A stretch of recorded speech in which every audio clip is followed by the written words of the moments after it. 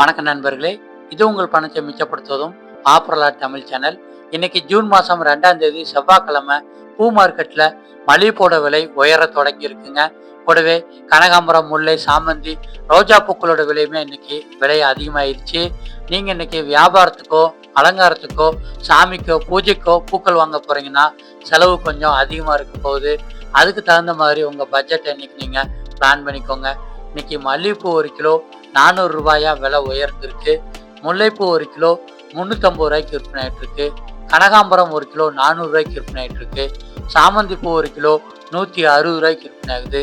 சம்மங்கி பூ 1 கிலோ 120 ரூபாய்க்கு விற்பனை ஆகுது. அரளிப்பூ 1 கிலோ 160 ரூபாய்க்கு விற்பனை ஆகுது. தாமரைப்பூ 1 20 ரூபாய்க்கு விற்பனை ஆகுது. துளசி ஒரு கட்டு 40 ரூபாய்க்கு விற்பனை ஆகுது. செண்டு மல்லி 1 கிலோ 70 ரூபாய்க்கு விற்பனை ஆகுது. நந்தியாவட்டம் பூ 1 கிலோ 110 ரூபாய்க்கு விற்பனை ஆகுது. சிவப்பு ரோஜா ஒரு கட்டு 180 ரூபாய்க்கு விற்பனை ஆகுது.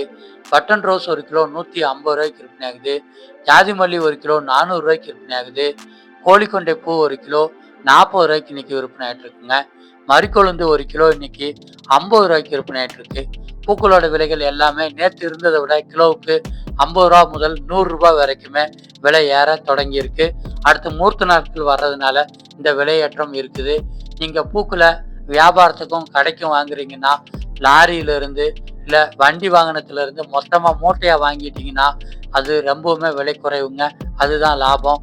நீங்கள் குறைவாக வாங்கணும்னு நினச்சிங்கன்னா மார்க்கெட்டுக்கு வெளியே பூவாகவும் மாலையாகவும் கெட்டி வைப்பாங்க. அந்த இடத்துல கூட நீங்கள் வாங்கிக்கிற முடியும். இதே மாதிரி இன்னைக்கு விலைக்குறைவா கிடைக்கிற காய்கறிகள் மற்றும் பழங்களோட லிஸ்ட்டு தெரியணும்னா நம்ம சேனலை சப்ஸ்கிரைப் பண்ணி வச்சுக்கோங்க. டெய்லியுமே காலையில் வீடியோவாக வெளிவரும். நீங்கள் மார்க்கெட்டுக்கோ கடைக்கோ போகிறதுக்கு முன்னாடி வீட்டில இருந்து இன்னைக்கு என்னென்ன பொருட்கள்லாம் விலைக்குறைவாக கிடைச்சிட்டு இருக்குன்னு தெரிஞ்சுக்கலாம். அதை வாங்குறது மூலமாக உங்கள் லாபத்தை அதிகரித்து செலவுகளை குறைச்சிக்கலாம்.